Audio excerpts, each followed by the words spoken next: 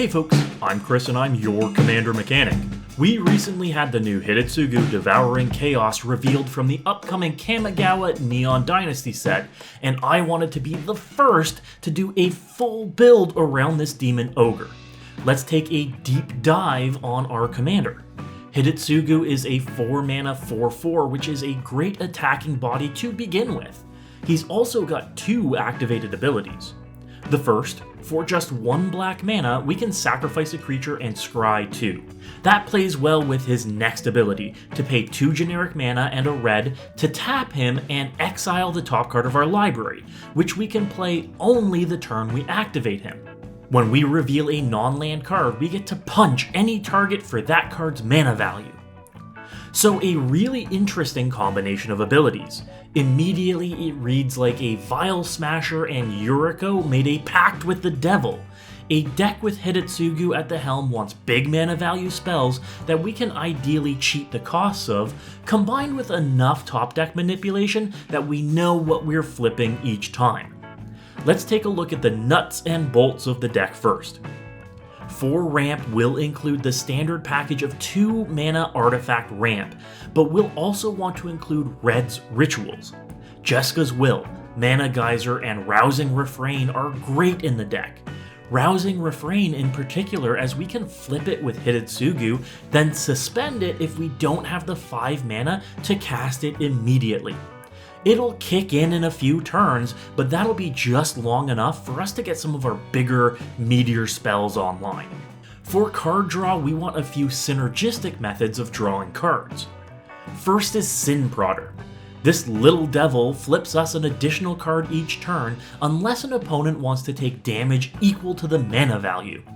Since we have a lot of 5+ mana spells in the deck, it's not likely they'll want to voluntarily take this damage. They might though, and that's a win-win for us. Second is Necropotence. While this card isn't exactly inexpensive from a dollar value standpoint, it's one of our best tools to both refresh our hand and help manipulate the top of our deck. When used in combination with anything that lets us see the top card of our library, like Bolas's Citadel or a Mystic Forge, this essentially lets us curate exactly how much damage we're doing with our commander.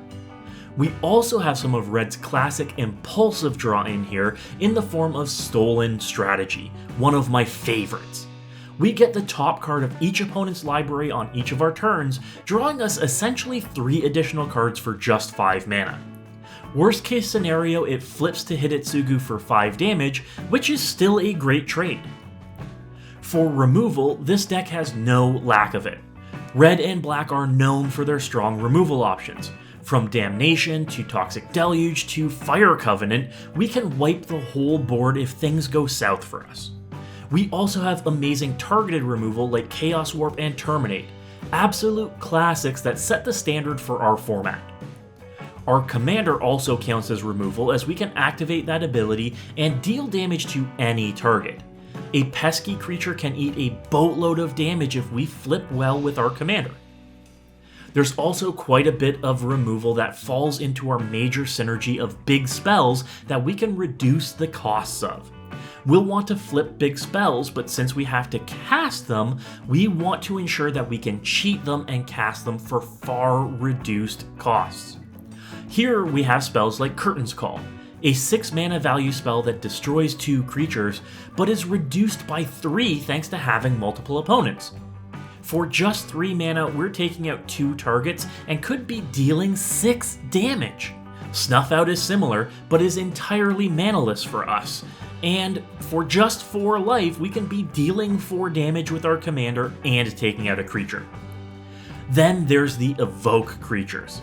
Ingot Chewer, Shriekmaw, and Fury.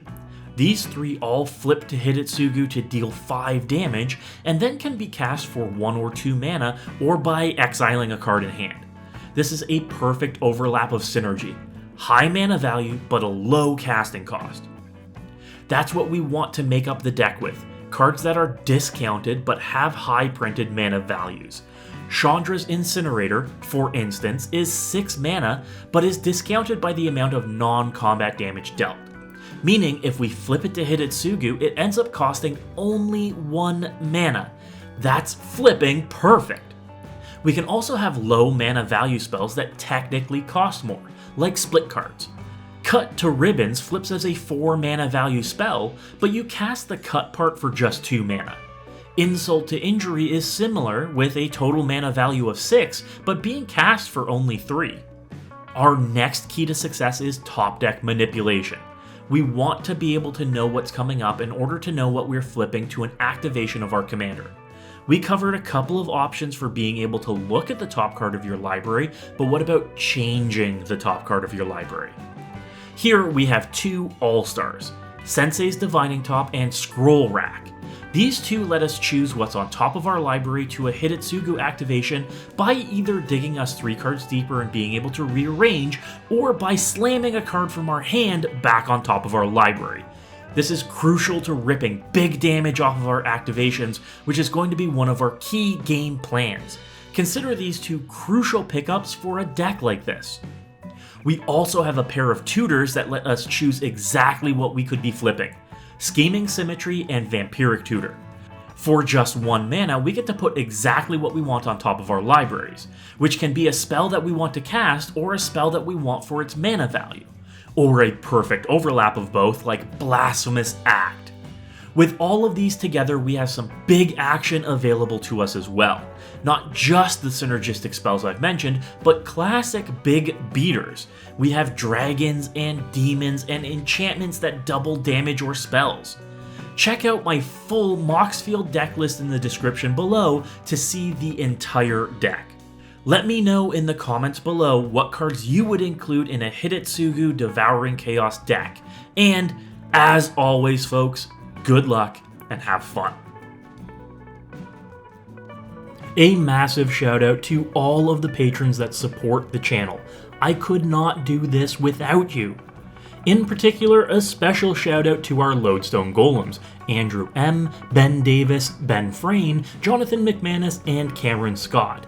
And our premium patrons are Metalwork Colossi, Judson Bates, Matt Oakes, Matthew Chandler, Sean Carrier, Timothy Conan, and Wyatt M. Thank you, everyone.